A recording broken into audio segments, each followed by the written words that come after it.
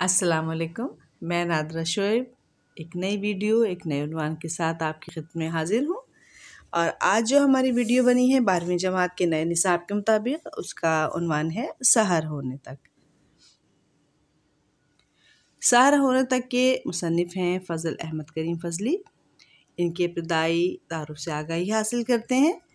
फ़ज़ल अहमद करीम फ़ज़ली का पैदाइशी नाम सैयद फ़ज़ल अहमद करीम नक़वी था। आप 4 नवंबर 1906 को आज़मगढ़ भारत में पैदा हुए और आपका इंतकाल 17 दिसंबर 1981 को हुआ। उर्दू ज़बान के मशहूर नावल निगार, शायर, फिल्मसाज और सिविल सर्वेंट फ़ज़ल करीम अपने नावल खूने जिगर होने तक की वजह से उर्दू में मशहूर मारूफ हैं। उन्होंने एक फ़िल्म चिराग जलता रहा भी बनाई, जिसका इफ्तिताम मोहतरमा फ़ातिमा जिन्ना ने किया। आपने ऑक्सफोर्ड यूनिवर्सिटी से डीलिट की डिग्री भी हासिल की। हमागीर शख्सियत थे। बुनियादी तौर पर एक सिविल सर्वेंट थे और एक अरसे तक बंगाल में तैनात रहे। मुशाहिदा गहरा और मुताला वसी था। यही वजह है कि बंगाल के पस मंज़र में अपना मशहूर नावल खूने जिगर होने तक तहरीर किया और जिसकी वजह से इनका नाम हमेशा उर्दू अदब में ज़िंदा रहेगा। आपकी मशहूर किताबों में जो ख़ास किताबें हैं उनमें है चश्मे ग़ज़ाल, सहर होने तक, नग़्मा ज़िंदगी और आपका शुरा आफ़ाक़ नावल खूने जिगर होने तक। इसके अलावा ऐसा भी होता है और वक्त की पुकार आपकी अहम किताबों में शामिल है।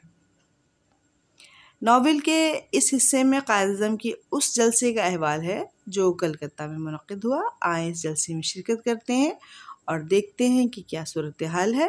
तो जब हम इस जलसे में पहुँचे तो हमने देखा कि आज कलकत्ता खूब सजा हुआ था। हर तरफ रंग बिरंगे फूल खिले हुए थे और सब्ज़ झंडियाँ लहरा रही थी। शरीके जलसा भी खूब तैयार होकर आए हुए थे। यहाँ तक कि सूरज भी आज नूर बरसा रहा था।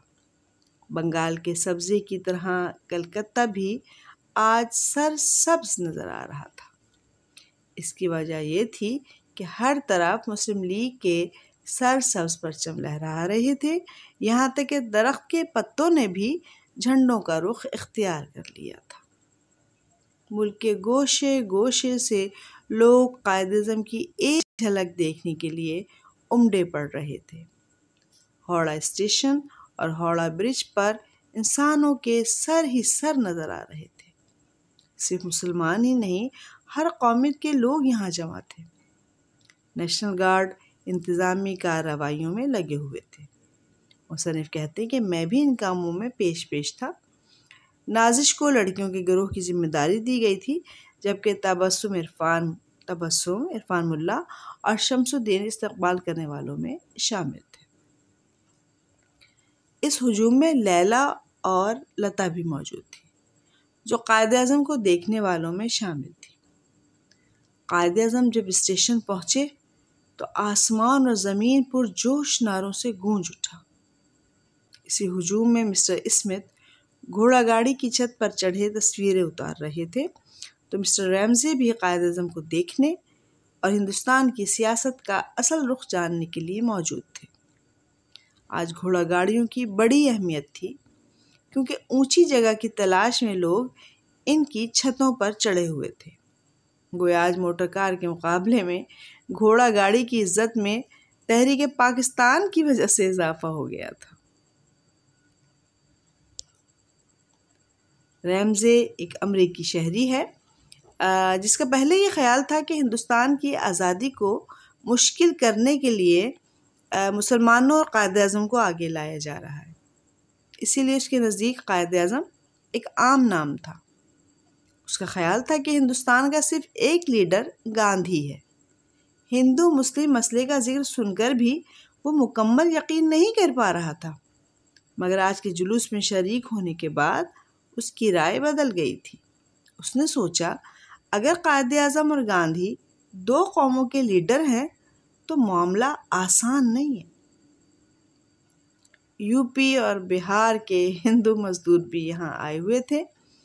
इनमें से एक शख्स ने अपने साथियों को देहाती अंदाज में मालूमात दी قائد اعظم کی آمد پر اس نے کہا زندہ باغ، یعنی زندہ شیر آ گیا ہے اور مسلمانوں کا راجا آ گیا ہے۔ لیلا کو اس کی بات سن کر ہنسی آ گئی۔